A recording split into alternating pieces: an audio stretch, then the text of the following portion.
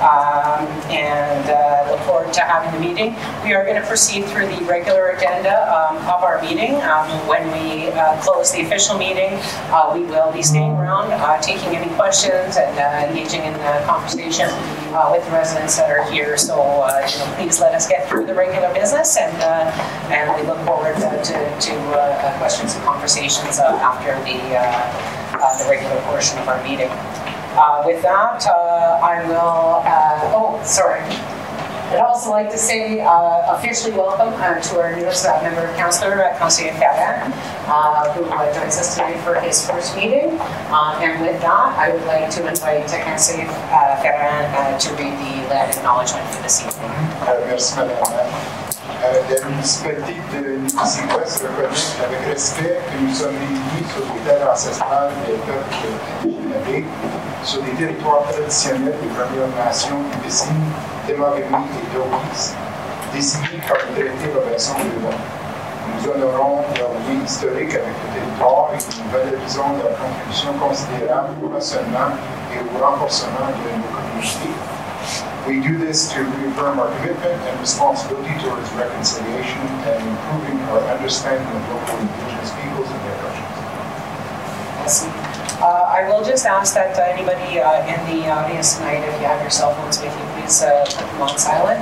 And for our members of council, please speak like you're talking to the back of the room so that because we don't have any microphones on tonight, and the camera will be picking up the audio as well. So if we sound like we're shouting, it's only because we do want to be heard. I will ask for any declarations of pecuniary interest for tonight's meeting. Councillor St. Louis. Thank you, Madam Mayor. Under Planning, Article 6.2.5. Okay. Councillor St. Louis has filed the declaration. Okay. Okay, thank you very much. And with that, we will move to, we do have an addendum this evening with 2 items on it. It's been provided to our members of council. So, you have the first and second. It was moved by Councillor St. Louis and seconded by Councillor Tessier. Be it resolved that the addendum for the meeting of council held on May the 21st, 2024 be adopted as presented. Questions or comments? All in favor? Carried. It is moved by Councillor St. Louis and seconded by Councillor Tessier. Be it resolved that the agenda for Council and Committee of the whole meeting held on May 21st, 2024 be adopted as presented. Questions or comments? All in favor? Carried. Thank you. We do not have any delegations or petitions for this evening's meeting, so we'll move straight into item 5, which is our committee of the whole. We will open with General Government Committee, and type 1.1 is a term plan update. There is a very pretty table provided in your agenda packages that's been prepared by our CAO and staff and communications that gives updates on the items from our plan, and I will pass it to Mr. Barbeau. Thank you, Your Worship. As indicated, you can look at what is in the term plan and what is progressing with the notes beside it, as well as what has been completed. I guess for the public's consumption, I would say that this council got together very early on in a strategic manner and came up with priorities for the term. Things that they would like to see, that they've heard from yourselves in campaigning and so on. From that point on, they created this term plan, and this is the plan that staff follow. And so the directives that the directors here or that I provide to the managers and then to the workers are to carry out those projects. And so this is an update. As for the specifics of the update, there's some are self-explanatory. Public Works, wastewater, environmental services are making progress with the upgrades and the maintenance on the plan. The early budget decisions made in 2023, we're keeping the plans and budgets on track. But of course, one of the challenges we have with the plan, or with all construction now, is the cost. Post-COVID, I'm not blaming anything on COVID here, but around that time, last couple of years, the bids have just been extremely high. This year, it's been somewhat more reasonable, and that's also due this council get started on the budget much sooner than previous council, and that helps for us to get our projects developed and underway, and so we have more bidders that are going to compete more favorably. So that's kudos to council. With respect to the fire and emergency division, I'm just hitting the high points, but council is aware that we are going forward with a fire master plan, and that the consultant is retained, and they're doing fact finding, and I believe they're at the survey point right now. And so that basically is is one of the key areas. There's also in the emergency department, there's also working with the bylaw enforcement. And bylaw enforcement is out enforcing bylaw. They're extremely busy with respect to the various bylaws, but also dealing with the homeless situation. The environment is somewhat different than it was in years past, so our bylaw enforcement officers are very busy. With respect to finance, human resources, communications, and customer service, they're continuing to collaborate. Our Director of Corporate Services and Treasurer has implemented many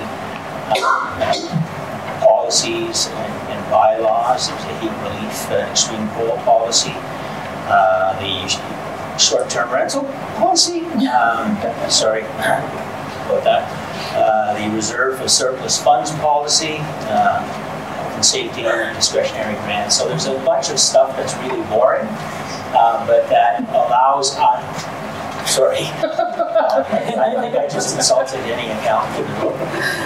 But they're not, they're administrative and policy and rules, and they're very, very important. But it gives staff a framework to work on. With respect to community services, they're continuing to work with the community. We've hired a couple of real energetic individuals. One is due to start in about a week and a half, and there's been a few others that are hired, but they're doing a lot of good things. They're working with groups such as the CCN and groups all around, and working with the mayor and councillors on a variety of committees, so things are looking good that way. With respect to economic development, the big project for economic development that is public, there's a few really good opportunities, but to protect the investors, we can't comment. But the Weyerhaeuser property, the former mill site, that's well underway. We acquired that a few years ago at a favorable price. But now, because it was an industrial site, you need to ensure that the land underneath it is okay to develop other stuff. It's basically Ministry of Environment 101 in layperson's terms. So we have to do a phase 1 environmental, which is an analysis of what went on that site for the last 100 years, and then that leads to what's called a phase 2 environmental, and that is basically taking samples, core samples of the earth to make sure that there's no leachate or anything bad. We're quite sure there's no leachate or anything bad because we own the power plant next to it, but regardless, that has to be done by law. So the phase 1 is just about completed now, and so we're going to be starting the phase 2. Then once all of that is done, then we can finally get into the process of implementing the plan that was developed and moving forward. So hopefully good news by next year to the year after. Questions? I'm sure that councilors will have some questions. Is that the update you would like to give? And I open it at this point. Yes, please. Okay. I will open the floor to questions from members of council on any items included in the update here.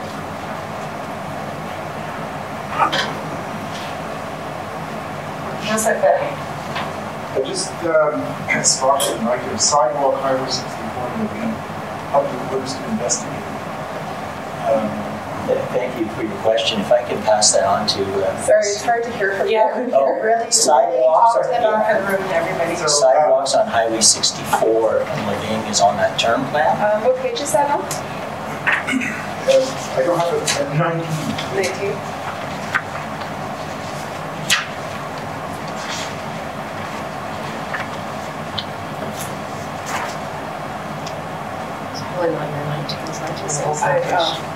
So,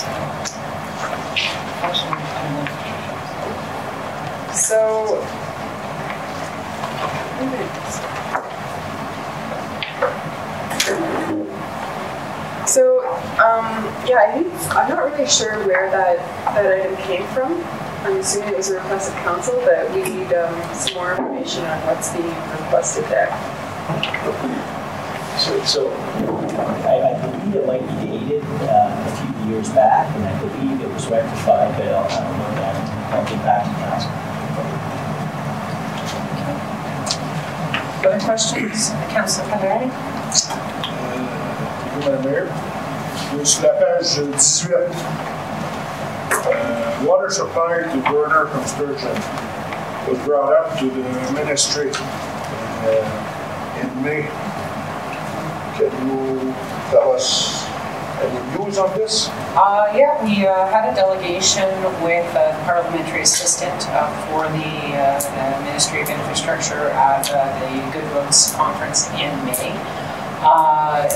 Both Ms. Henning and I attended along with Alan Carell, who's our engineer and has been working on a lot of the Burner water issues for the last 20 years. So he has a very deep knowledge of the subject. When we were speaking to the ministry, they indicated that a lot of the funding streams that are available right now are available for refurbishment of water treatment plants. And quite frankly, the plant in Burner is not the issue. Like, the issue doesn't lie within the building that's doing water. It lies within the source water itself, in that the VUV is not a particularly clean or reliable source of water. One, because of the agricultural runoff, and two, because of the high manganese, which is very hard to treat as far as color, and the indication, quite honestly, the reception we had from the ministry was not promising, because they're not, unless you can tie infrastructure projects, like right now the provincial government is very focused on housing development as a priority. So unless you have an infrastructure project that directly ties to, say, new subdivisions, directly ties to immediate building of new homes, it's very hard to access the kind of funding that we need for this type of project. And again, you know, they said, well, we have programs that upgrade the facility, but the facility really isn't the issue. So, you know, it becomes difficult because the costing on that was at $8 million, and this was several years ago, so we can only expect that price has gone up significantly since then. And with all water and sewer infrastructure upgrades, they're borne by the users, because we have only small pockets of developed land which is serviced by water and sewer. It's shared among the users, so anybody who's on well and sewer, it's not a general property tax levy, so it's not a price that everybody pays. It's only the users of the water system. So until we can find some kind of funding, either through federal or provincial governments, that will help us, it's very difficult to move forward with the project, because the price is so high, and it would be untenable for the users of those services to pay that cost. I'm looking at Ms. Henning in case there's anything that you'd like to add on that. No, I think you covered all of it. I mean, it's something that we're continuing to look at. If funding is available, we're going after it. It's something we are very committed to resolving, and we're going to continue to push this issue. So the ministry that you talked to is provincial? So Provincial Ministry of Infrastructure. Because I will bring it back as an agenda item in the future, because I still got a bunch of calls today. It's still a problem going on. So anyway, we'll deal with it next month. I'll bring it up as an agenda item. If you could Speak to that.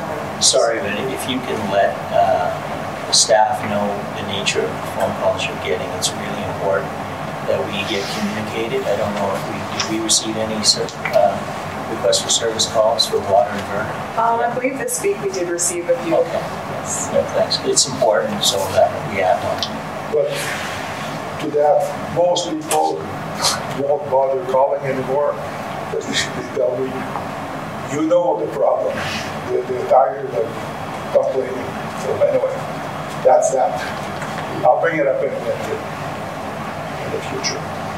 Thank you, but yeah, that was kind of the update from the delegation. Thank you. That was not readily available at this time. Other questions, comments? Councilor Bristol?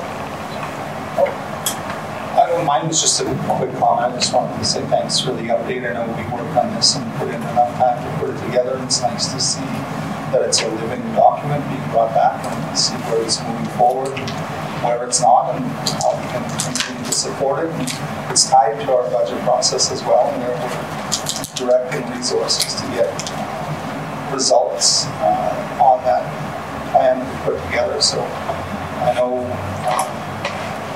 too often in our workplaces we build things and then they sit on the shelf collecting dust. But it's good to have these updates, and it's good to have sessions to revisit this again a little bit more in depth as a council and see if we're on the right path or whether we need to make adjustments. So I just want to say thank you for staff for the work that's been put in so far, and looking forward to continuing the work on this document as we move through our term. Just on that note, Councilor Bristol, we are planning a session. I think I sent out the wrong dates and stuff, so I'm going to have to retry it again. But we're hoping for the beginning of June just to do a council review of the accident plan document. Okay, Councilor Nicol. Thank you. Page 7 of your document, encourage redevelopment of field, school, and gas station properties. I have 2 questions. So for the school, is the owner responsible to secure the building safely currently? Yes.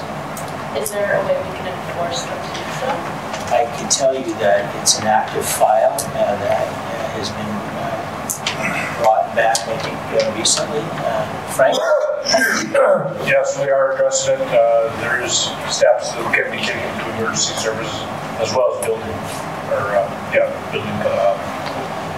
And in the second part, why is it removed as a priority if the school building and the gas station building are technically deemed unsafe? There's people in there and questionable activity. Sorry, I missed the question. Why are they removed as a priority on the list on page 7 from Economic Development Advisory Committee?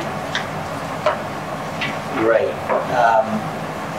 I don't know what the nature of that removal is. If it was done by the Economic Development Committee, being removed is a priority. But if it's ourselves, it's probably because we haven't, with all of the other things going on, we weren't made aware of some of the health and safety issues. But Lisa has a comment. Well, I think that it was removed by the Active Advisory Committee at the time because the redevelopment of the school and gas station properties was neither one of the ones were actually owned by the municipality at this point, so there wasn't actions that the municipality could necessarily take immediately because of it, which is why the Active Committee would have sort of looked at it not. We are looking at both properties from a variety of different angles as well, taxation. So we are working on it, but there's no easy solution. Thank you very much, Councilor Nicol. Other questions or comments? Okay, I do just have a few. On the former mill site development, we have phase 2 environmental assessment coming up. What are the next steps after that? Because my concern is that that's going to be a process that takes, say, 12 months.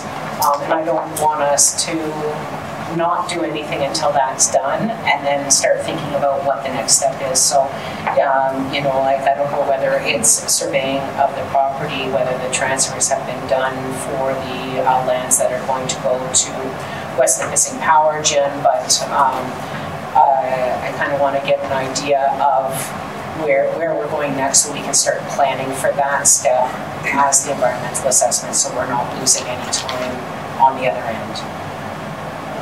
Thanks for the question.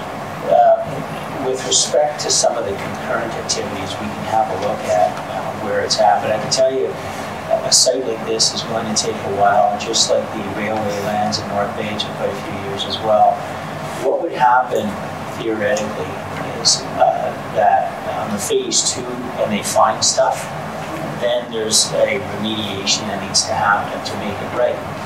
So depending on what they find, and again, we have a pretty good understanding of the history of that site, and we're fairly comfortable with it, but we're not really sure. We do have a gentleman who works for us who's the environmental manager, and he would be aware, and he's it's a pretty clean site. But that being said, the stage after would be the remediation stage. And then once that's done to the MOE satisfaction, then you'd be able to move on with the site. If there are issues with respect, and it's a difficult question, it's a good question that I think we have to sit down and talk about with respect to processes that can happen concurrently, because it really depends on some of the outcomes of the environmental assessment as to how you choose to deal with it and carve it off differently or so on. So I don't know how easy that can be or how fruitful, but we'll certainly have a look.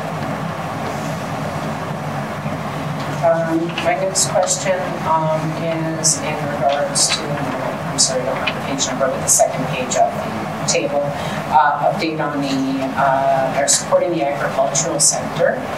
So there is reference there to the Ontario Federation of Agriculture Cost of Community Services study, and the note on that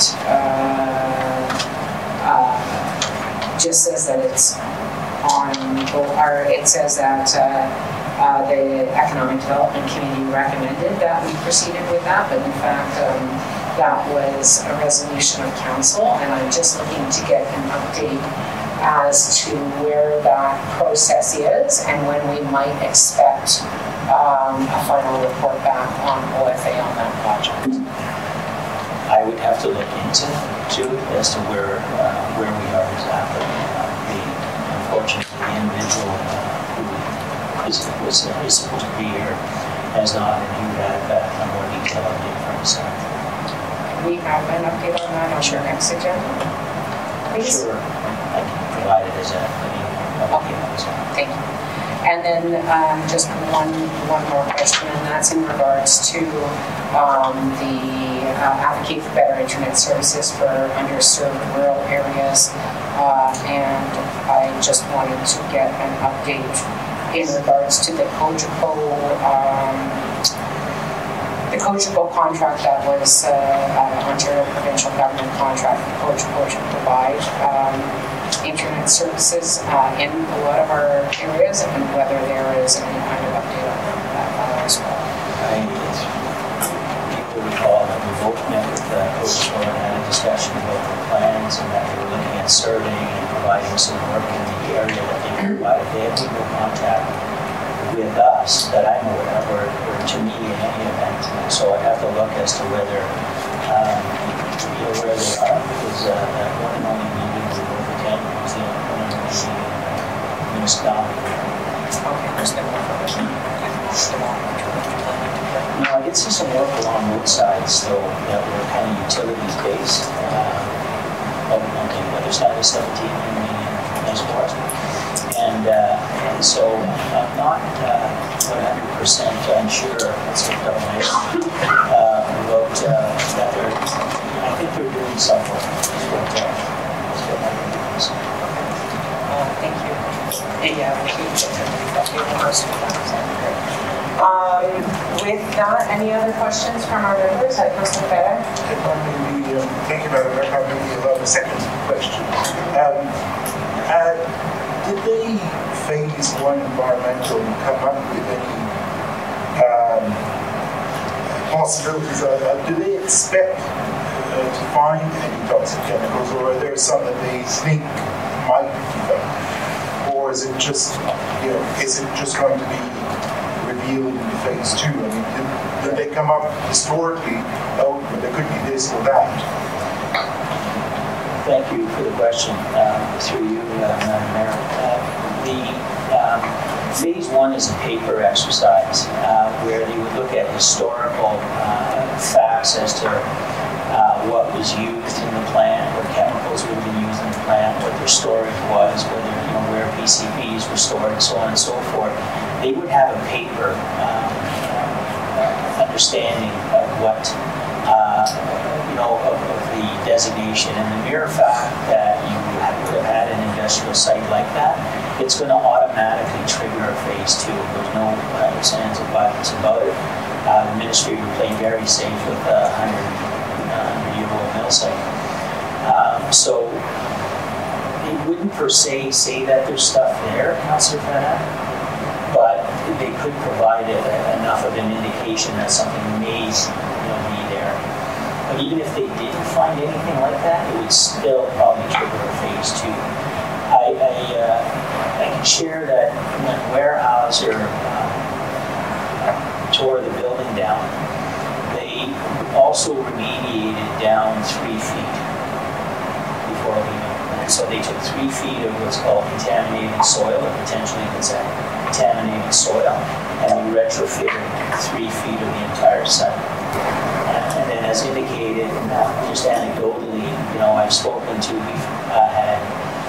we still have a manager who runs our power plant who was an executive at Weyerhaeuser, and prior to him there was another one, and we have Peter Main, and they're all discussing the fact that they're not overly concerned about the liability to the municipality. So it's good news that way, but we still have to go through the process. Thank you, Mr. Chair. Anybody else on midterm plan updates? Okay, with that, I will need to get an email out to the setting of a date this week for our council review of the actual term plan, and we'll close that topic for now. Number 5.1.2 is AMO delegation request. There is a brief staff memo in your packages, and it's much like the ones that we have every time we have conferences upcoming. So with that, I will open the floor to see if anybody has any suggestions for AMO delegations. Councilor Anya? No comments, Madam Mayor, at the moment. Are you sure? Okay. We had talked about, I think we probably would like to try on the housing file on the Chateau Apartments again, because again, we have a shovel-ready project to add an additional building to the Chateau Apartments through a not-for-profit housing corporation. We have pursued funding over the last 2 years and so far have not been successful. But I think that if we keep asking and keep knocking, perhaps we'll have some luck this time around. It is difficult because every municipality across the province is trying to access funding for housing initiatives, but this is quite important. Would add an additional 40 geared to income seniors units to our unit count, and anybody who has their name on for the Chateau Apartments knows that the waiting list is quite long now into the years. So it's one of those things that I would like to see us try again, and hopefully we get a better response this time. Councilor Westfield?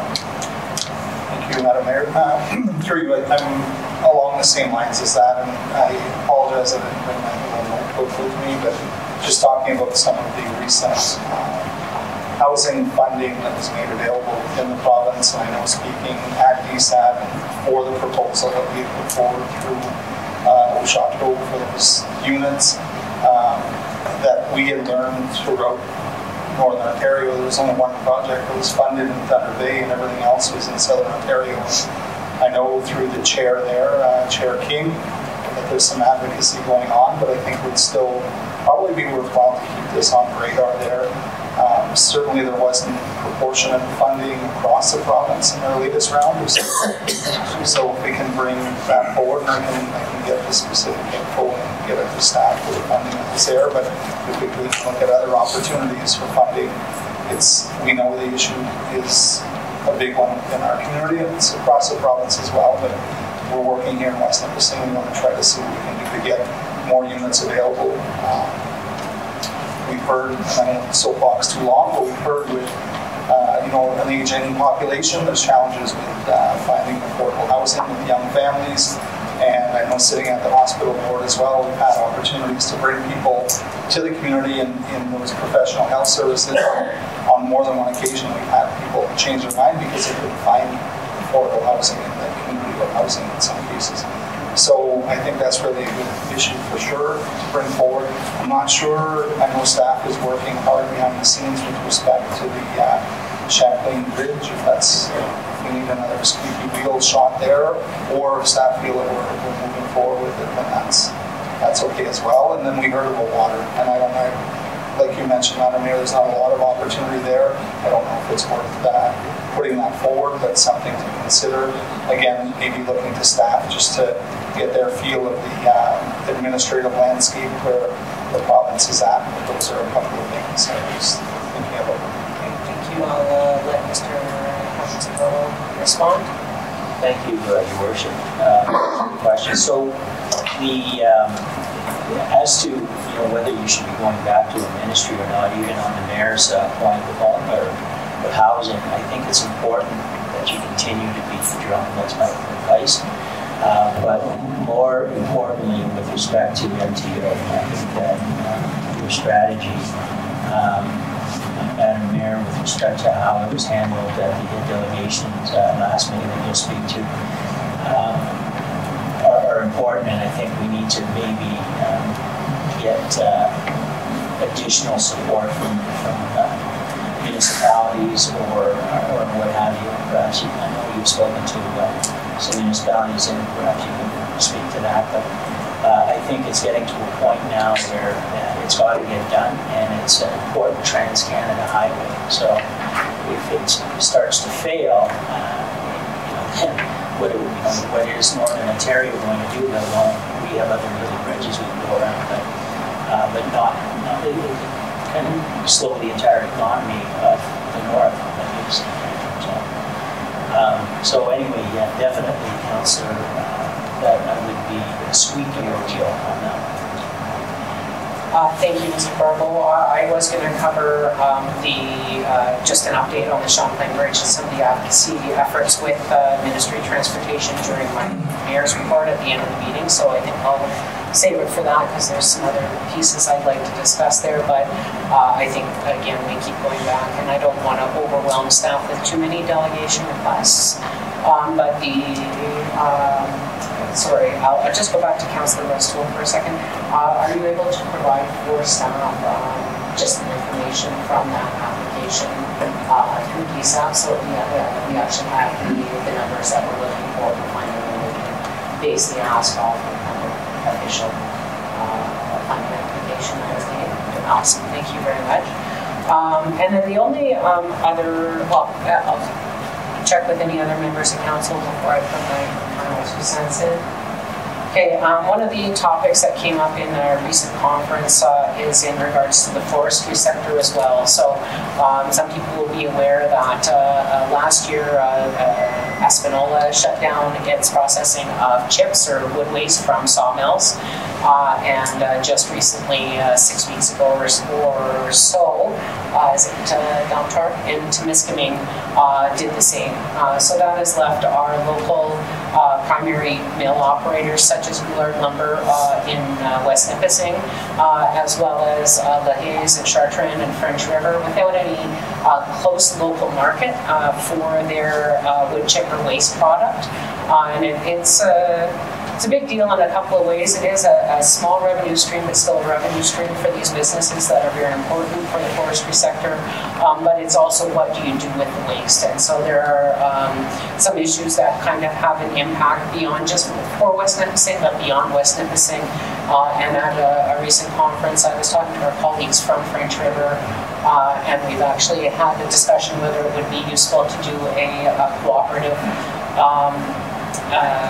delegation with the 2 municipalities, and then reaching out if there are other either in Silver East or that are having the same problem. So it could be us in French River, it could involve 1 or 2 other municipalities that basically have the same issue. And so I know that now for chips, the closest is either Kapuskasing or Renfrew, which is quite a long way instead of being able to go to Espanola or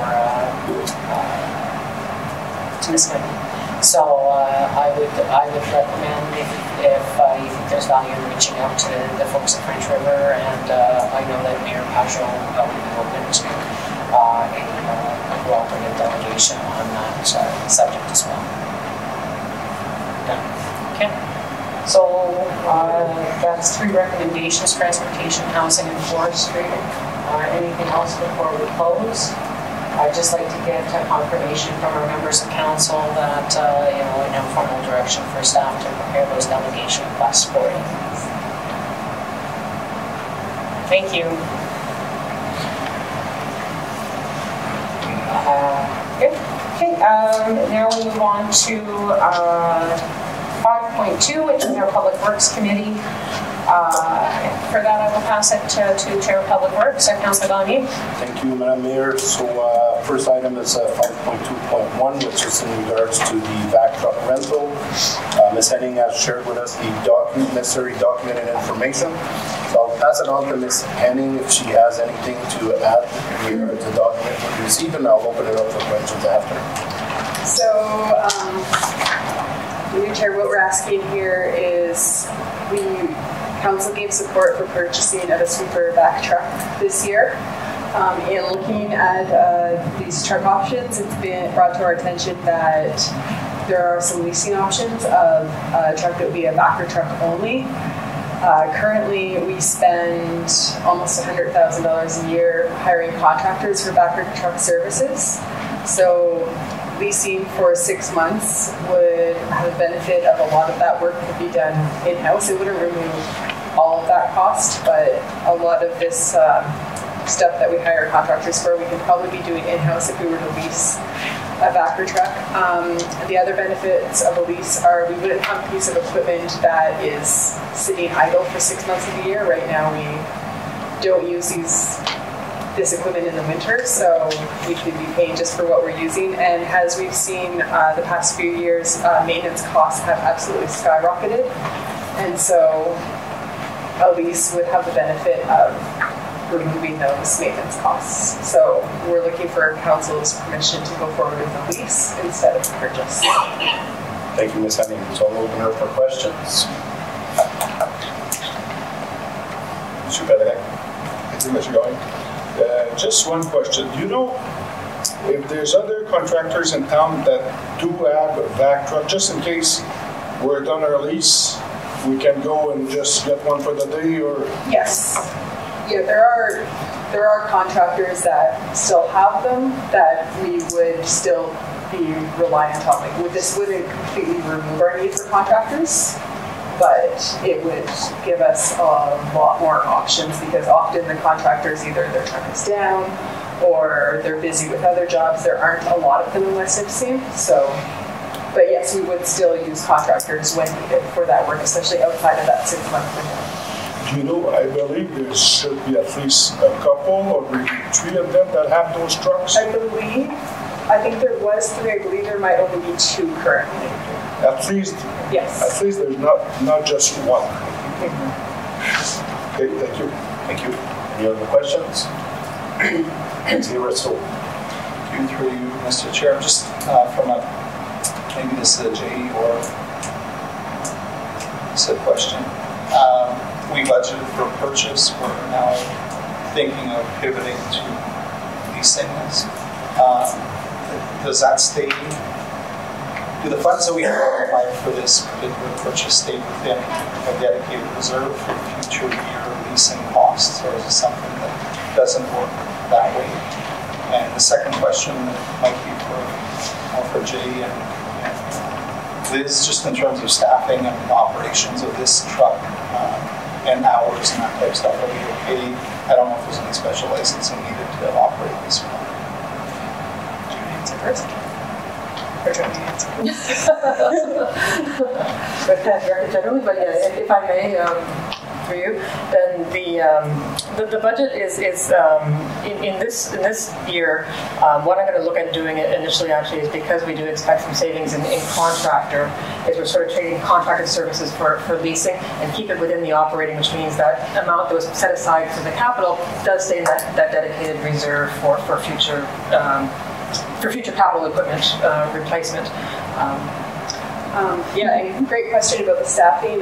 Yes, we absolutely do have staff that are able to operate this unit. Actually, they gave us a trial, so we've already tested the unit, so we know what we'd be getting into in regards of that. And in terms of just having the staff to do it, currently when we hire a contractor, there's always one of our staff that's present with the contractor anyway, so it's not really a huge shift of resources. We'd just be removing the need for that contractor. Thank you. Any other questions?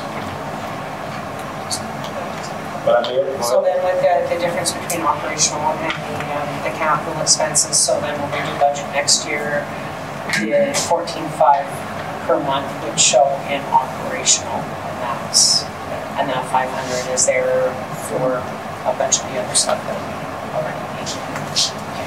Thank you, that's... Madam Mayor, any other questions? I have a few questions. How long does a vac truck usually last us? Like, how long did we keep the last vac truck that we have? Is it a 10-year lifespan? Or I think it's approximately 10 to 12 years. 10 to 12 years? Okay.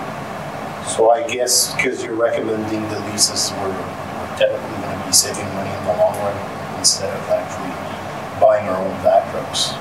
Potentially, with that contractor savings, we might be saving money, and with the maintenance. Yes, definitely. Okay, thank you. No more questions on my side. Any other questions by councilors? No? So a show of hands that we can move forward with the leasing of the vac truck, please. Thank you very much. So we'll move on to the next item, which is 5.2.2 RV dumping station update.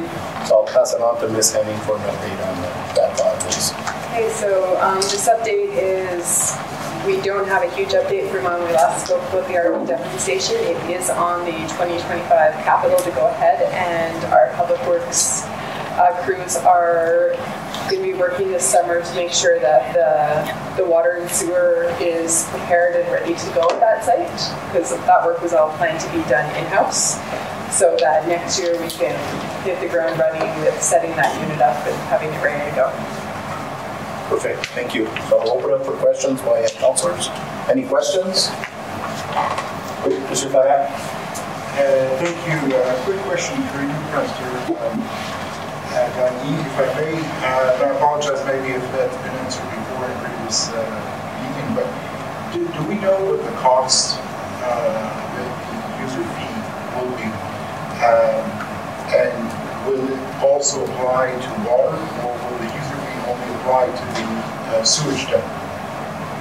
So we haven't determined yet what the user fee for that will be. We're going to make sure that it's covering the cost of the water and the dumping combined. Like when you pay, you'll only be paying for the water specifically, just because it's problematic to have a pay-per-use dumping station. But typically when you're dumping, you are still using water for cleaning out your system. So the charge would be for the water only, but the cost of that water would look at the treatment and the water as a whole.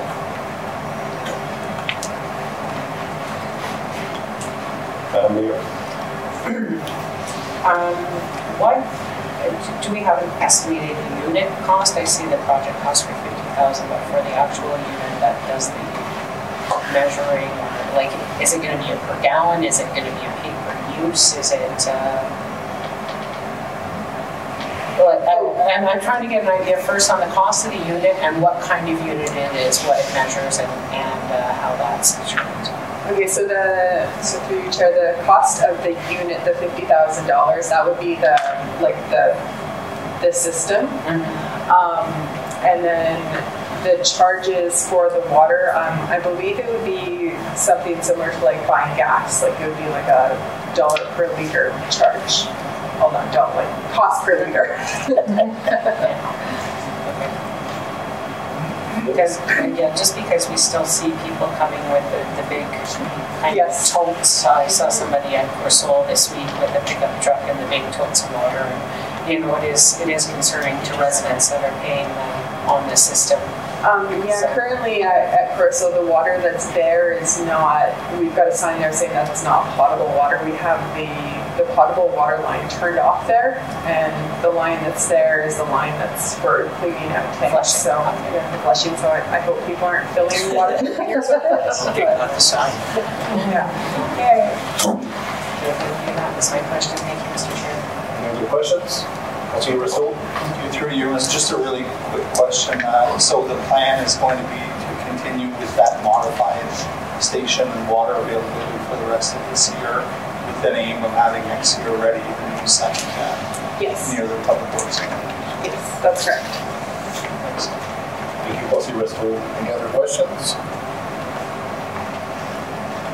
No more questions? Thank you. I have no further questions. So I'll pass it back to you, Madam Mayor. Thank you very much, Councilor Councilor Gani. Thank you. And then 5.3, our Community Services Committee is chaired by Councilor Rivard, who is not with us tonight, so I have asked Deputy Mayor Westall to step in and chair that portion. So I pass the chair to him. Thank you. Thank you, Madam Mayor. So under the Community Services Committee, the whole agenda item, we have one, which is a request for waiver for community services vehicle. And as council, we received a memo from Melissa to Jay and to us talking about the purchase of a light vehicle. And I'll give a really quick overview and then maybe turn it over to Jay for a little bit more fine print discussion. But at our 2024 capital budget meeting for community services, we talked about an improved personal light vehicle with the budget allocation of $35,000 and challenges in acquiring vehicles, as we're all aware of the shortages from suppliers. So under our procurement bylaw, we can purchase or under $25,000 we can use an informal process. We don't have any vehicles that we found under that threshold, so there is the request to move from that formal procurement process to look at waiving the $25,000 threshold for this one particular time, and that the informal process may be used to purchase up to the budgeted amount of $35,000. So that's a very quick overview. I'll turn it over to Mr. Marble. You guys know that. Very little. That was a very good overview. The type of product that you're looking at has limited supply as well, and we tend to, not cast our net too high or too far with, with vehicles, given that we have some local supply. But that being said, I think the memo speaks for itself. It really is when the treasurer, who is the controller, financial controller, asks for a waiver. It's because she feels that this is probably prudent in this instance to get the job done. It's still under her scrutiny as the overall financial director and watchdog. But Elisa, if you have any more to add.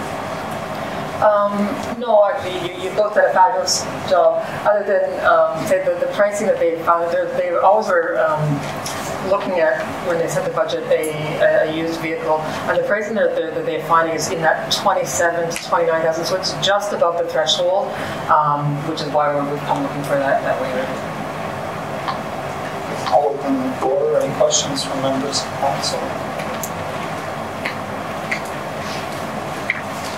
Not seeing any. I do want to say I appreciate the issue being brought to council, just to get our green light on this, if that's what council decides, but just to be aware of the situation and be able to provide, to get the information to provide any insight or direction of that, I think is prudent for us as a council and for staff, so I appreciate it being brought forward.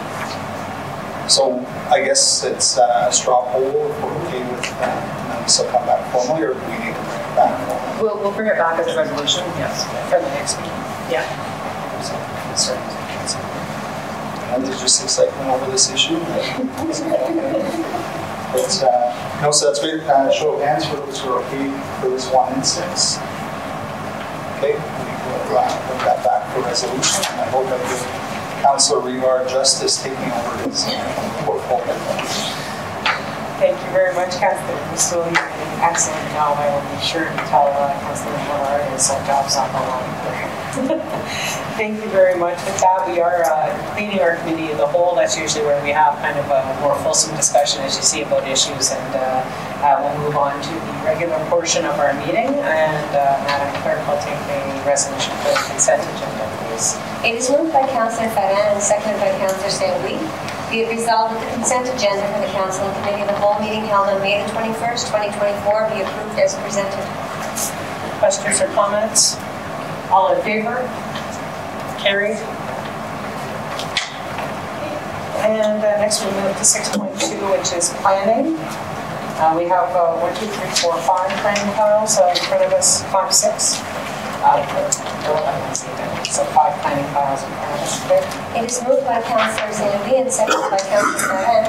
Be it resolved that bylaw number 2024-38, being a bylaw to amend zoning bylaw 2014-45 to rezone certain lands located at 280 Goulard Road from mobile home residential to residential 1, shall come into force and take effect on the day it is passed. Anybody have questions or comments on this file? All in favor? Carried. It is moved by Councillor Ferrand and seconded by Councillor Tessier.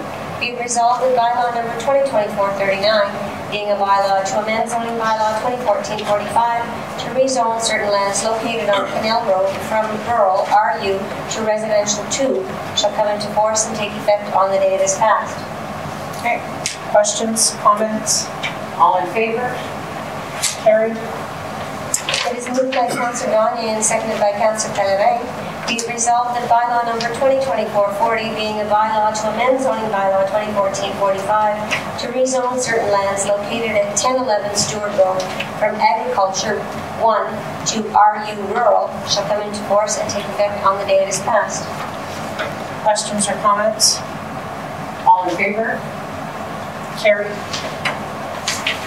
It is moved by Councillor Pellerin and seconded by Councillor Gagne.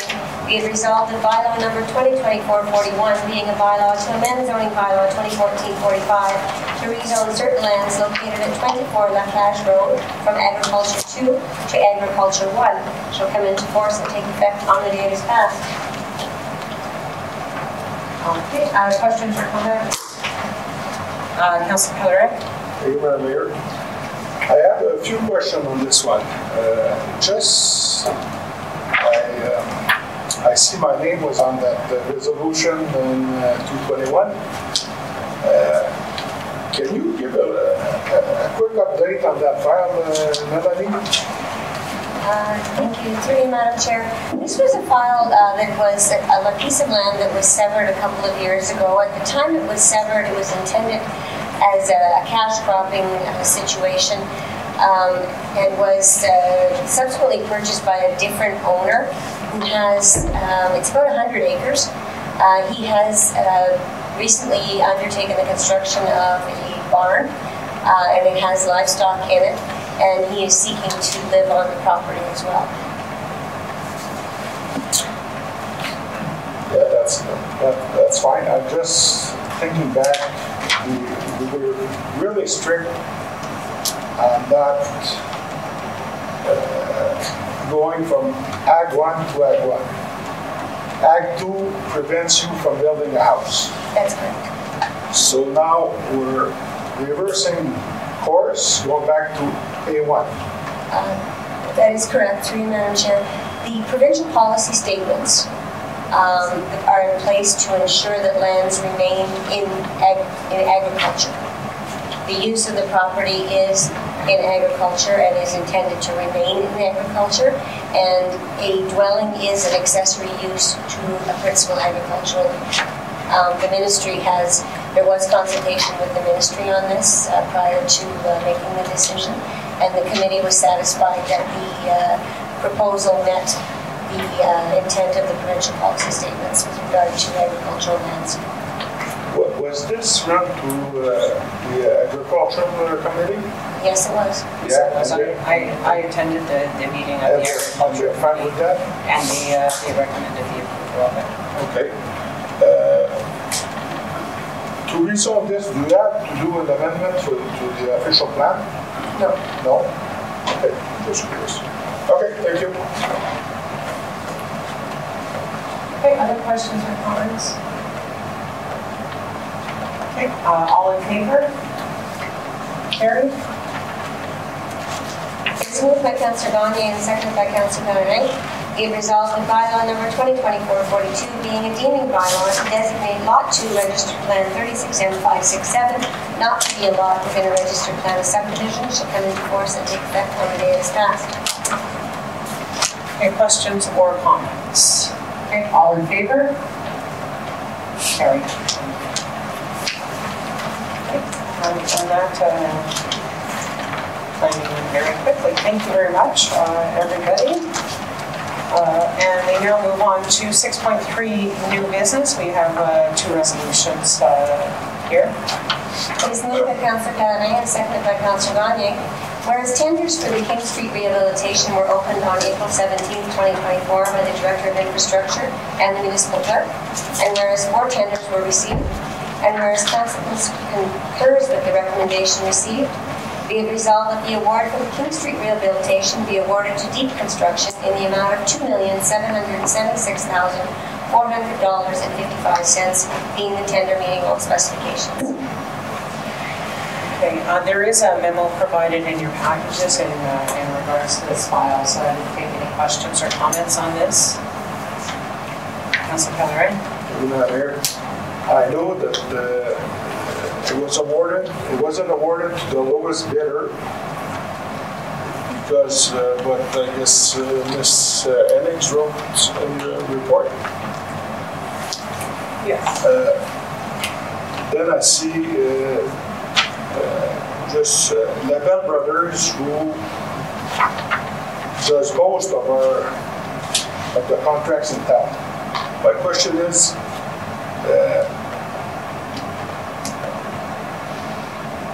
like what they're doing right now, there's always a lot of surprises and old stuff. So they're down quite a bit. So in those contracts, is there a specific wording that says, okay, if we encounter this surprise, if we're down, we charge so much, and those, do you know what I mean?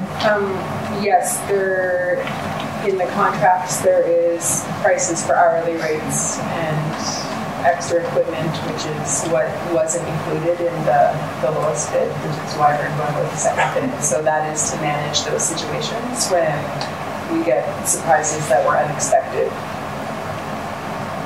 Okay, thank you. Other questions or comments? No. Okay, all those in favor? Carried. It is moved by Councillor Gagne and seconded by Councillor Pellerin. Whereas at the meeting held on May the 7th, 2024, Council for the West Nipissing Municipality recommended the lands known locally as Scouts Island, being more particularly described as part of Block 1, Plan 11, and Lot 8, RCP 7 in West Nipissing, be declared surplus to the municipality of West Nipissing.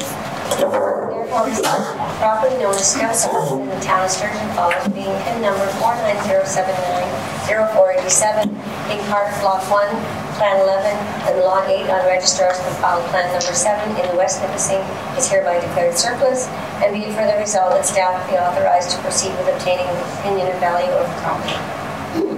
Okay, I know this was discussed at the last meeting.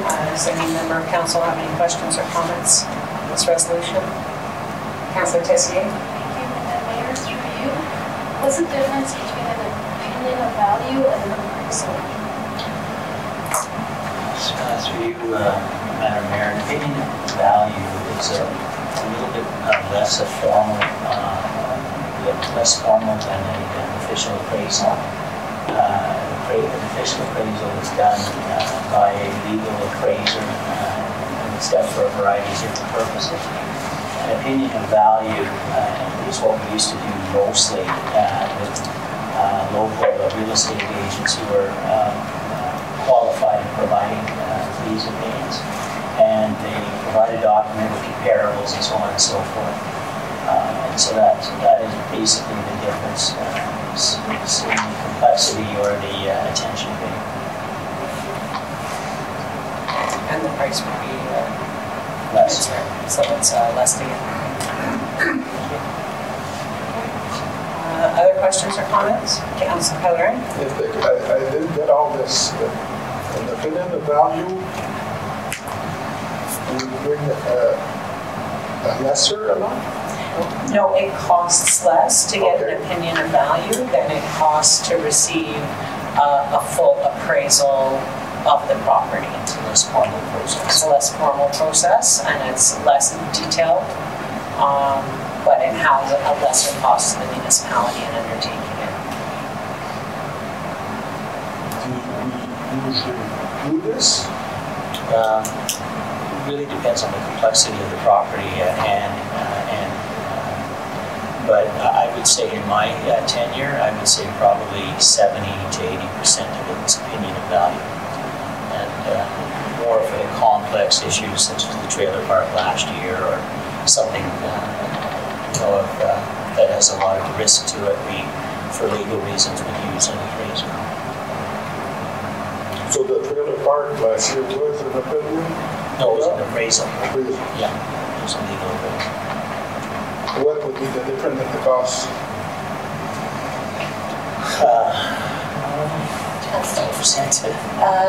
An opinion of value runs about $300 to $500 and an appraisal runs $3,000 to $5,000.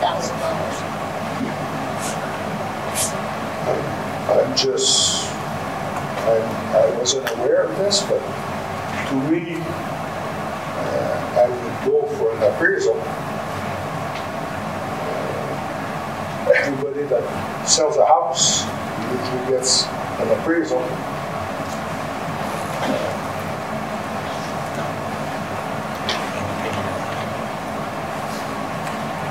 Well, you list your house, your agent tells you about what you have, and then you sell your house.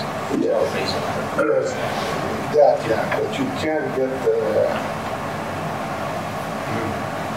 I don't, for me, for a piece like this, I'd rather have an appraisal. Just my own. It's part of, as the opinion of value is written as part of the resolution. Okay, so you've got some options here, Councilor Pellerin. You can put a motion to amend that the resolution move forward with an appraisal as opposed to an opinion of value, and that would go for a vote. And if the amendment passes, then we vote on the resolution as amended. So if you'd like to do that. To me, yes, I'd like to put a motion of like this, just for the fact that I went to walk the property and it looks like a nice piece of property. And the appraisal would be a more just price, I think, for us to have in mind what we can get. That's my opinion. So we have a motion to amend on the table to change the wording on this. I just put it into words. To switch the wording on the motion from opinion of value to an appraisal. Do I have a seconder on that? Councilor Tessier? And questions or comments on the amendment itself? Councilor Pellerin? Thank you, Madam Mayor. I'm not sure that it would be money well spent. I have a feeling that the appraisal usually always includes what the opinion of value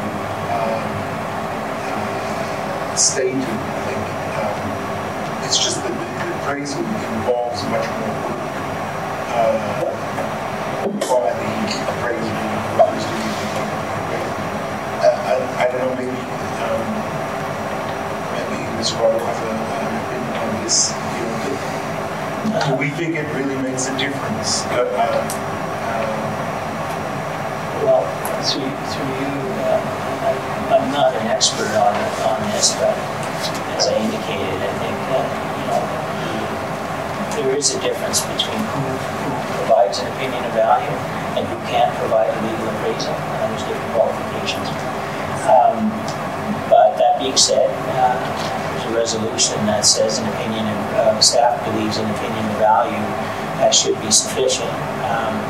If council wants to be more formal with it, we'll certainly accept the result of the amendment forward.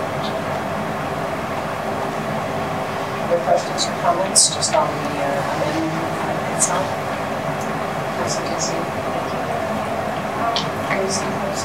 Yeah.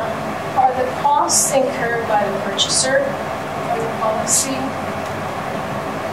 I believe they would be. So that appraisal costs would fall on the purchaser to cover? We call it do the appraisal cost. Do we roll that in as well? So generally, when we're looking at, when someone comes to us and they want to acquire the land, and we roll that in as part of our closing, on this case, it would be part of the kind of sunk costs for the municipality, right? Yeah, so we don't charge the purchaser. I'll just clarify so that only applies when somebody's coming to us and saying, I would like to buy this piece of land instead of us saying, you want to sell this piece of land. Thank you. Other questions, comments? Okay, so we're voting on the motion to amend at this point. All those in favor to amend the resolution to an appraisal?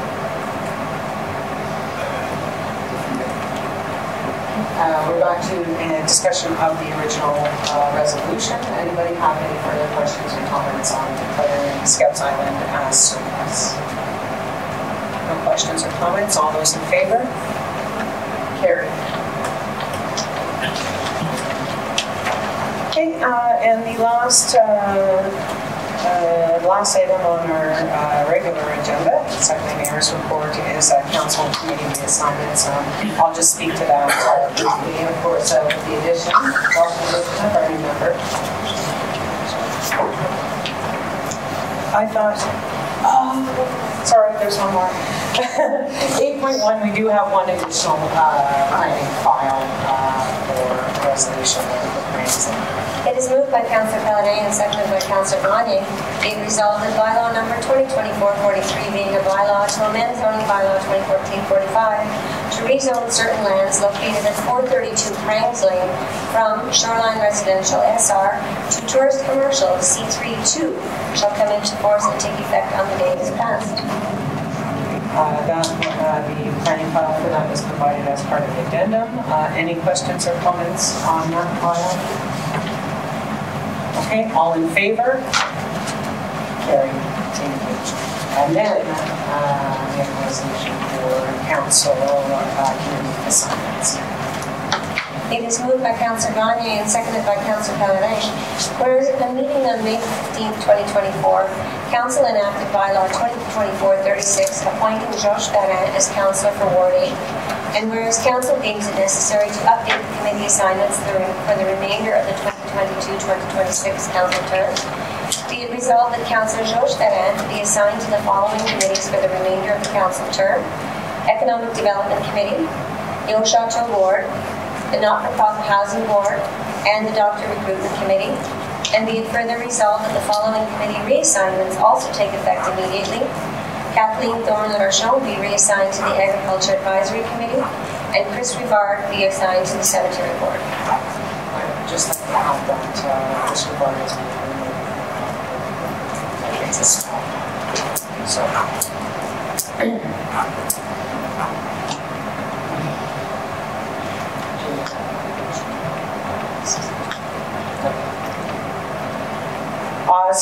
Basically, the council committee reassignments here, just based on the addition of our new member, is taking on many of the roles that former Councillor Cushing had. The swap between removing Councillor Rivard from Dr. Recruitment and placing him on the cemetery board and Dr. Recruitment to Councillor Ferran is something that's being done with the full knowledge of Councillor Rivard because the Dr. Recruitment meetings are held during the day and it was posing some scheduling conflicts for Councillor Rivard. So with Councillor Ferran's availability, that just works out better. So any questions or comments on the assignments that are in front of you? Okay, all those in favor? Carried. Thank you. Now, just before we get through the official business, I will give a brief mayor's report. It has been a busy couple of weeks around the council table. I think the first thing I'll address is I had the opportunity to attend FUNOM, which is the Federation of Northeastern Ontario Municipalities Conference from May 6th to 8th in Sudbury. That covers all the territory from Sault Ste. Marie up to Cochrane, Timmins, and a lot of our municipal colleagues from different municipalities are there. Some of the highlights, and I will ask Councillor Peller and Councillor Tessier if they have anything along the way as well. I did have the opportunity to speak one-on-one with both the Minister of Long-Term Care and the Associate Minister of Transportation in regards to issues that are at the forefront for West Nipissing. I had some great conversations around the issues in forestry and also talked to some colleagues who are also have newly established youth hubs like we do in Sturgeon Falls, as well as have signed on to the Planet Youth Icelandic Prevention Model Youth Program from Timiskaming Shores. So there were some really kind of interesting things going on there. We also had an opportunity, there's a portion of the evening called, or during the afternoon called the Bear Pit, where the ministers all sit up at a table like this and take on the moment questions from the gallery of elected officials. I'm proud to say I was the very first question in the Bear Pit and did kind of drill down on the Minister of Transportation in regards to the Champlain Bridge project. I thought it was really important to point out when we had a couple of hundred people in the room from across northeastern Ontario that the issue of the replacement of the Champlain Bridge, which is now earmarked at around $26 to $30 million project that, according to the books we're on the hook for, is really an issue for all of northeastern Ontario. It affects commercial traffic from Matawan, Powassan to Espanola and Manitoulin. And I really wanted to take the opportunity to put it on other people's radars that if we are forced to restrict the bridge and stop commercial traffic from crossing, it is not West Nipissing that will be suffering here, because we have the John Street Bridge for our local traffic to get across, and myself and staff, and when we have other councillors attending delegations, we keep, as Mr. Barlow said, just keep hammering home the message that the Ministry of Transportation, the provincial government, needs to step up on this particular issue. That was the Monday and Wednesday of that week. The Thursday we had a grand opening for Simcoe Building Supplies, and last week there was a visit by an ADM from the Ministry of Health to our hospital, along with the Ontario Health team that I had the opportunity to participate in, and just a busy week overall. I know when Councillor St. Louis and I walked into Town Hall on Wednesday, at that point we had been at City Hall for meetings Monday evening, Tuesday evening, and Wednesday evening, so it's just been a busy couple of weeks. We welcomed our newest member, and then Thursday we had the AGM for Economic Partners in Sturgeon, which Councillor Pellerin, Councillor Tessier, and I attended. Councillor Pellerin and Councillor Tessier, did you want to add anything about your experience at FUNOM? Yeah, sure. Thank you. Thank you. Yes, I had the chance to speak to the Deputy Mayor of North Bay, and they too have a connecting link that they pay. It's different from us, as we pay 10%. They pay, if there's work to be done on that piece of road, if it exceeds 3.5 million, then they pay the extra. But I forget who else I spoke to, and FADA was trying to collectively all together trying to get rid of those connecting links. Pushing for the province should take this back, and nobody seems to know how it came about that it landed on us. So that was interesting. The other thing I was really surprised when OPG made their presentation. All our solar panels that we see around, it's got a lifespan. And I asked him what was the plans, and he just started to give. We don't have a plan yet. I asked, where is it going to the dump, to recycling? They don't have a plan yet. So that really surprised me. That's my thank you. Very good. What interests me was the forestry industry. Way back, there was in our northern area 25 businesses that would lumber, and we had mills. And over the years, it went down to 12, and now I believe there's only like 3 main where they cut the wood.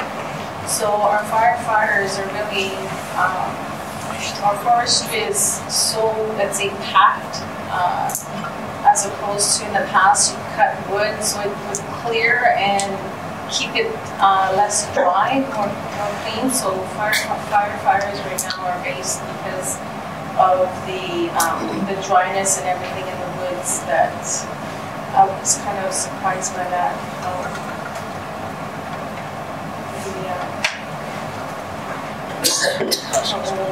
They say climate change, but it's not climate change. It's really less people cutting wood and leaving more out there that is drier. Very much. Anyway, it was a good conference overall. I will leave it at the one for this evening. We will do the closing resolutions, and then we'll open up for discussion. It is moved by Councillor Pellerin and seconded by Councillor Gagne. Be it resolved that bylaw number 2024-44, being a bylaw of the West Nipissing municipality, to confirm the proceedings of council at its meeting held on May 21st, 2024, shall come into force and take effect on the date it is passed. Questions, comments? All in favor? Carried. It is moved by Councillor Gagne and seconded by Councillor Pellerin. Be it resolved that the meeting of council held on May 21st, 2024, be adjourned. All those in favor? Carried.